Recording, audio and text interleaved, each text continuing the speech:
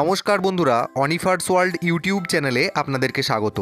যে সমস্ত newly appointed booth level অফিসাররা ডিউটি না নেওয়ার মেডিকেল গ্রাউন্ডে অবজেকশন করেছিলেন, তাদের মেডিকেল এক্সাম করার জন্য মুর্শিদাবাদ জেলার বহরমপুর সাব ডিভিশনাল অফিস থেকে মুর্শিদাবাদ মেডিকেল কলেজ অ্যান্ড হসপিটালের সুপারকে একটি চিঠি করা হয়েছে এবং তারই পরিপ্রেক্ষিতে নিউলি অ্যাপয়েন্টেড বিএলওদের একটি লিস্ট বানানো হয়েছে মেডিকেল চেক আপ করানোর জন্য।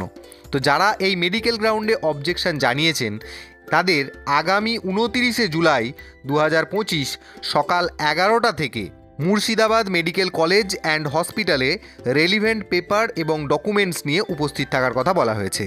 এই মেডিকেল এক্সাম করার জন্যও কিন্তু অলরেডি একটি মেডিকেল বোর্ডও গঠন করা হয়েছে।